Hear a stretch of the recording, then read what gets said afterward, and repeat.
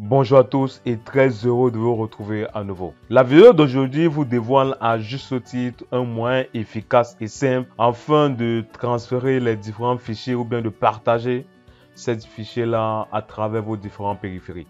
Alors, comme prérequis afin de réaliser ce tuto, il faut d'abord savoir que ces différents périphériques doivent d'abord être dans le même réseau local.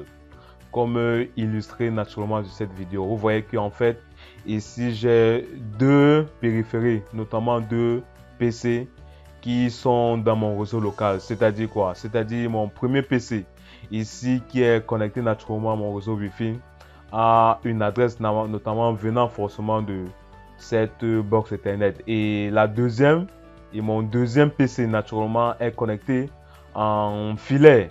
Donc, c'est-à-dire que vous voyez qu'il a forcément un câble de raccordement à RJ45 qui est connecté à ma box Ethernet. En fait, c'est cette box Ethernet là qui fournit les différentes adresses à ces deux différents périphériques. Alors, du moment où ce préalable a déjà été établi, maintenant pour réaliser ce tuto, il faudra aussi que ces deux différentes machines puissent avoir accès à une connexion Internet. Naturellement, ici, mes deux machines ou bien mes deux différents PC ont accès forcément à Internet. Pourquoi? Parce que cet Internet provient naturellement de la box en fait qui les fournit ces différentes adresses-là. Du moment où ça a déjà été établi, si on va naturellement sur les deux différents PC et qu'on va ouvrir naturellement une session naturellement sur les deux navigateurs, sur ces deux différents PC, en allant sur le site snapdrop.net sur les deux différents PC. Allons d'abord sur le premier. En exécutant snapdrop.net sur le navigateur en fait de celui-ci, on s'aperçoit ici qu'il a un champ de vibration. Dans ce champ-là, en fait, comme un spectre en fait, qui scanne en fait tous les différents périphériques ou bien les différents PC qui ont cette connexion ou bien qui sont naturellement sur le site aussi snapdrop.net. Vous voyez que quand il scanne là, en fait, il ne trouve pratiquement rien.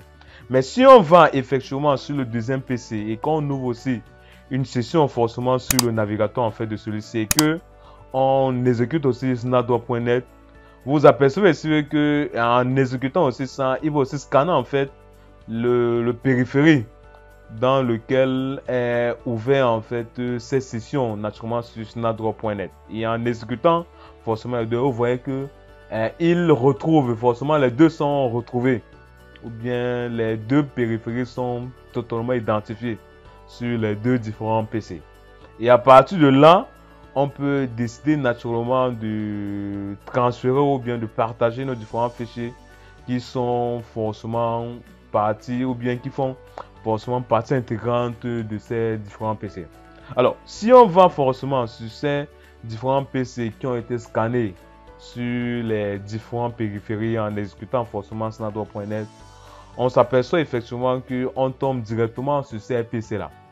Et à partir de là, on peut décider naturellement du transfert des différents fichiers qui font partie intégrante de nos différentes machines. Et si on va naturellement sur le premier PC et qu'on va cliquer naturellement sur le périphérique en fait qu'il a retrouvé naturellement en Windows 10, parce que la machine distante est forcément une machine tournant naturellement sur Windows 10, et en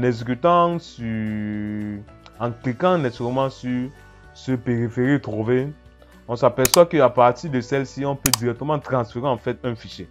Et quand on va nécessairement choisir le fichier pour lequel on a envie de forcément de transférer ça sur le périphérique distant, si on retourne effectivement sur le premier PC et naturellement qui a été scanné, vous voyez le message en fait qui nous envoie ici là que est-ce qu'on a envie naturellement de télécharger ce PC.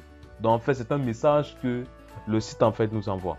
Et quand on va cliquer naturellement sur Save, vous voyez là naturellement que le fichier est juste en train d'être téléchargé. Et si on fait pareil avec le périphérique que ce PC Windows 10 a scanné naturellement, comme vous pouvez le voir ici là, la même procédure a été faite. Et si on retourne effectivement sur le premier PC, on s'aperçoit effectivement qu'il nous envoie aussi le même message.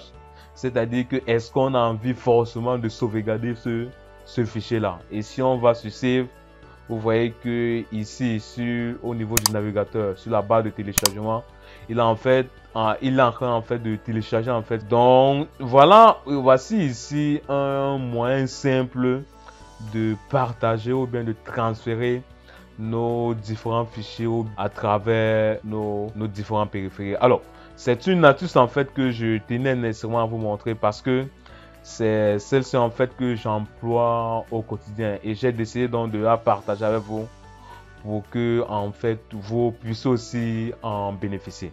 Alors, si cette vidéo vous a réellement intéressé, n'oubliez donc pas de la partager massivement afin que le contenu de cette chaîne soit assez référencé. Et sur ce, on se dit certainement à bientôt pour une nouvelle vidéo.